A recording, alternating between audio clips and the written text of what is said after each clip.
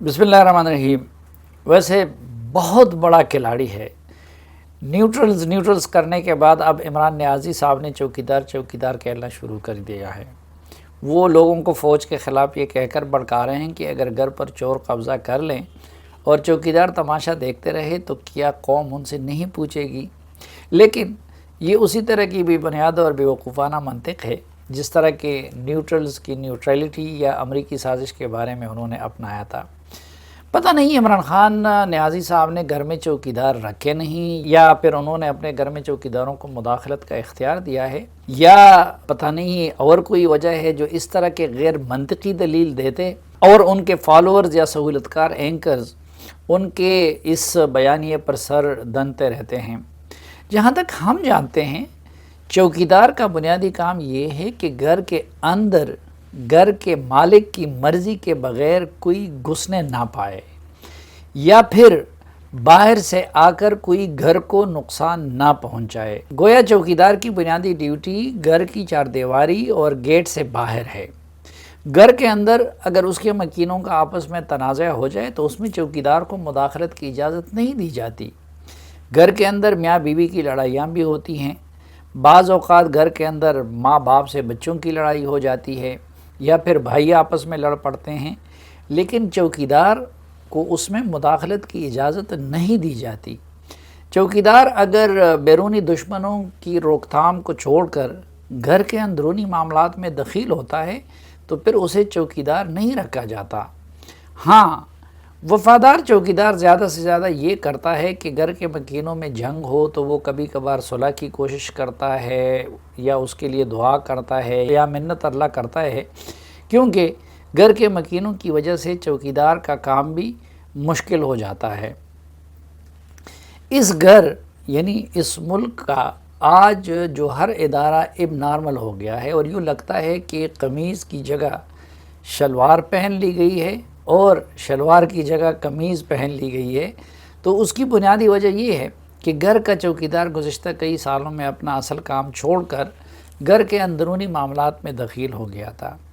ایسا نہیں تھا کہ عمران خان نیازی پہلے سے گھر کا مالک تھا اور اس نے گھر کا چوکیدار لگایا تھا، بلکہ اس نے گھر پہ ناجائز قبضے کے لیے چوکیدار کی خدمات حاصل کی تھی، چوکیدار کی خوشامد کی، اس کے بوٹ پالش کیے، چوکیدار کو ورغلایا، اسے تبکی دی، ترغیب دی۔ چنانچہ گھر کا چوکیدار گیٹ اور چار دیواری کے تحفظ کی بجائے گھر کے اندرونی معاملات میں دخیل ہو گیا۔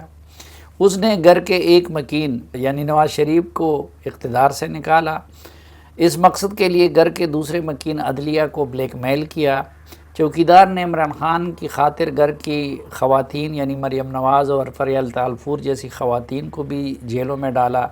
گھر کے ایک اور مکین یعنی چیئرمین نیب کو آڈیو ویڈیوز کے ذریعے بلیک میل کر کے ان سے گھر کے ایک اور سابق مالک یعنی شاہد خاقان عباسی اور آصف زرداری جیسے لوگوں کو جیل میں ڈلوایا۔ گھر کے سب سے شریر بچے کے کیسز کو سرد خانے میں ڈال دیا۔ عمران خان کی خاطر چوکیدار نے گھر کے ایک اور سٹیک ہولڈر یعنی میڈیا کو بھی تقسیم کیا۔ کچھ کو بدنام کیا، کچھ کو غدار دلوایا گیا، کچھ کی زبان بندی کرا دی گئی۔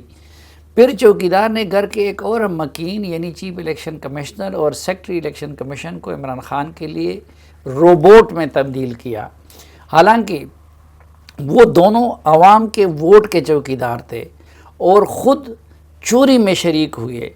چوکیدار نے ان سے الیکشن کے وقت RTS سسٹم فیل کروایا، پھر پولنگ سٹیشنوں کے چوکیداروں یعنی پولنگ ایجنٹوں کو باہر نکالا اور عمران خان کے حق میں ٹپے لگوائے۔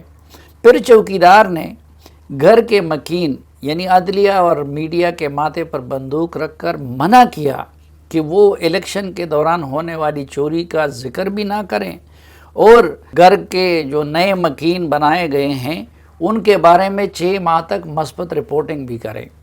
چوکیدار نے بندوق کی زور پر گھر کے دیگر مکینوں یعنی نواز شریف، مولانا فضل الرحمان، اسفندیار ولی خان، سراج الحق اور اسی طرح کے دیگر مکینوں کو بندوق کی زور پر گھر سے باہر نکالا اور ان کی جگہ عمران نیازی کو گھر کا مالک بنا دیا۔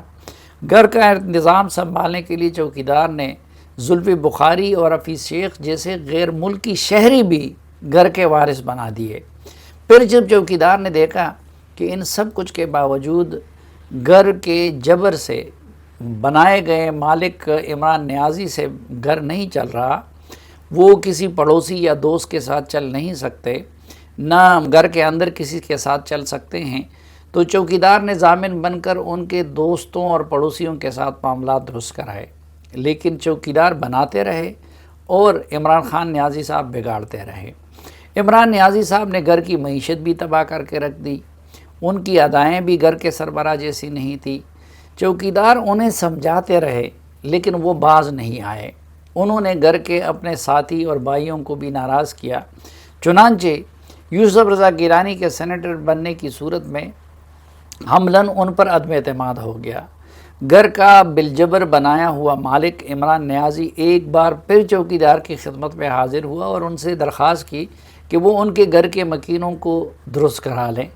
چنانچہ چوکیدار نے کسی کو کنٹینر میں بند کیا، کسی کو باتھ روم میں اور کسی کو سیف ہاؤس میں۔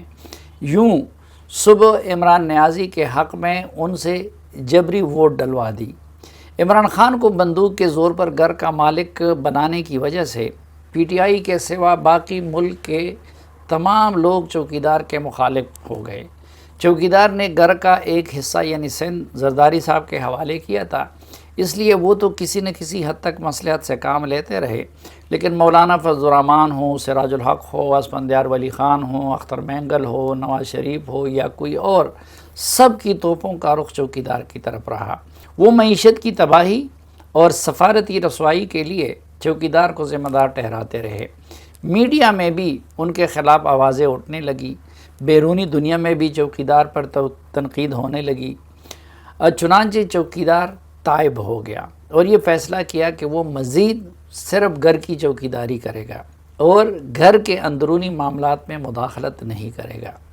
اب ظاہر ہے کہ عمران خان چوکیدار کے غیر قانونی سپورٹ اور بیساکھیوں کی وجہ سے یا چوکیدار کے گھر کے اندرونی معاملات میں مداخلت کی وجہ سے ہی گھر کے مالک بنے تھے، اور جب انہوں نے اپنے آپ کو چوکیداری تک محدود کر لیا تو عمران خان گھر پر ناجائز قبضہ چند دنوں کے لیے بھی برقرار نہ رکھ سکے۔ اگرچہ گھر کے بیشتر علاقے یعنی پنجاب، پختونخوا، کشمیر اور گلگت بلتستان پر بدستور چوکیدار کا دلوایا ہوا ان کا ناجائز قبضہ قائم ہے، لیکن گھر کا مرکزی حصہ شہباز شریف اور ان کے اتحادیوں کے قبضے میں آ گیا ہے۔ تب سے عمران خان کبھی چوکیدار کو للکارتے ہیں، کبھی ان کی منت ترلا کرتے ہیں، کبھی ان سے خفیہ ملاقاتیں کرتے ہیں، کبھی انہیں بلیک میل کرتے ہیں، کبھی انہیں زلمے خلیلزاد سے سفارشیں کرواتے ہیں اور کبھی عوام کو ان کے خلاف ورغلاتے ہیں۔ ان کا چوکیدار سے مطالبہ یہ ہے کہ وہ چوکیداری کی بجائے گھر کے اندر گھس کر شہباز شریف وغیرہ کو نکال دے اور دوبارہ انہیں گھر کا ناجائز قبضہ دلوا دے، جبکہ چوکیدار ماضی کے اس تجربے کی وجہ سے اپنی اصل ڈیوٹی کرنے پر مصر ہے۔